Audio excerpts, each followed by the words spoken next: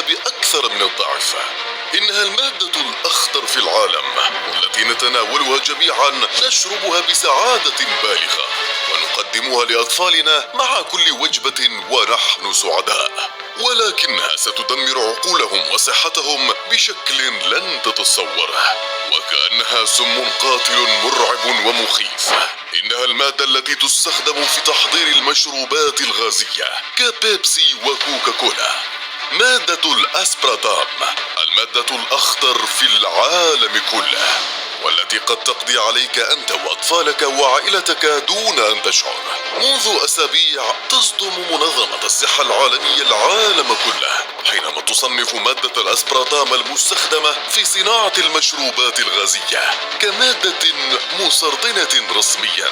فأعلى منظمة للصحة في العالم تعترف رسميا ولأول مرة في التاريخ بأن مشروبات الكولا والبيبسي قاتلة ومدمرة، وما هي إلا السم المرعب يقتل ببطء شديد ومرعب.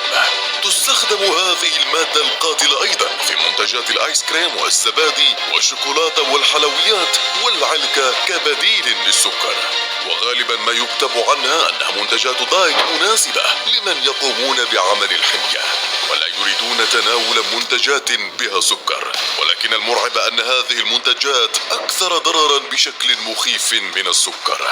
فما هي هذه المادة؟ وكيف انتشرت في العالم كله لهذه الدرجة المرعبة؟ وما هي أهم الأطعمة والمشروبات التي تحتوي على هذه المادة المخيفة؟ اكتشفت هذه المادة عام 1965 بالصدفة أثناء أحد التجارب في إحدى شركات الأدوية. كان الاكتشاف بالصدفة البحتة، وكان صادما جدا حينما وجد مكتشف المادة أنها أكثر حلاوة من السكر ب200 مرة، وفي نفس الوقت أقل سعرات حرارية بعشرات المرات. ومن هنا بدأت شركات الأدوية في تسويق هذه المادة لدى شركات صناعة الأطعمة كمادة بديلة للسكر.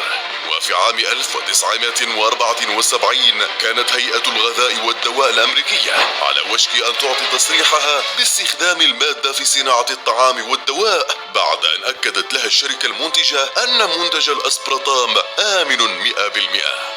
ولكن كانت الصدمة الأولى حينما قام بعض العلماء المستقلين بنشر بحث مرعب وصادم عن هذه المادة الخطيرة والمرعبة.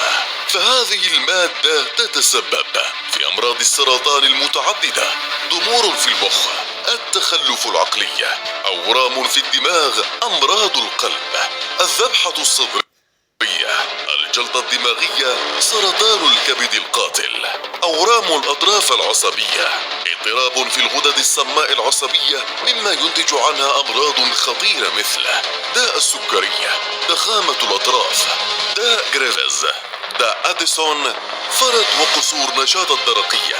نعم، كما نقول لك، فهذه المادة تسبب تدميرا مرعبا لصحة الإنسان.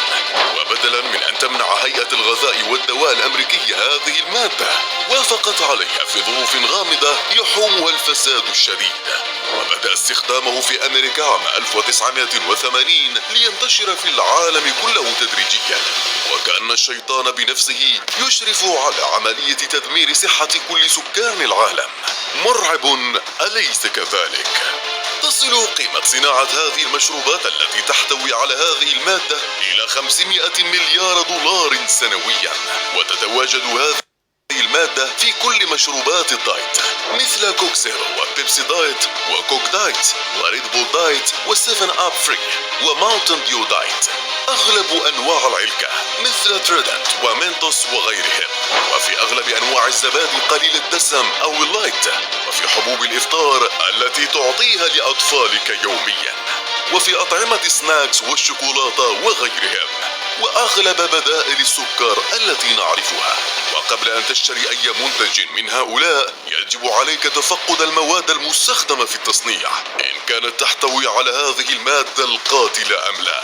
فتخيل عزيزي، بالرغم من الأدلة التي لا حصر لها بأن هذه المادة ما هي إلا سم قاتل ومرعب، ما يزال العالم يستخدمها، وما يزال البشر يتناولونها في آلاف المنتجات يوميا، وكأن حكومات العالم تريد القضاء على صحة شعوبها وتدميرهم وتدمير مستقبل أطفالهم. فاحذر، فالقادم مرعب. لكن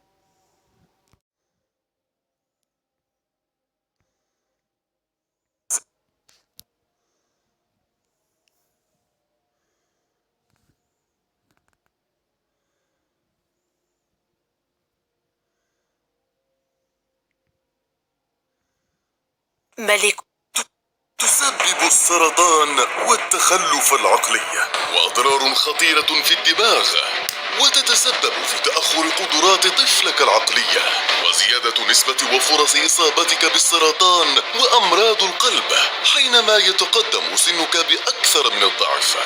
إنها المادة الأخطر في العالم، والتي نتناولها جميعا نشربها بسعادة بالغة ونقدمها لأطفالنا مع كل وجبة ونحن سعداء، ولكنها ستدمر عقولهم وصحتهم بشكل لن تتصوره، وكأنها سم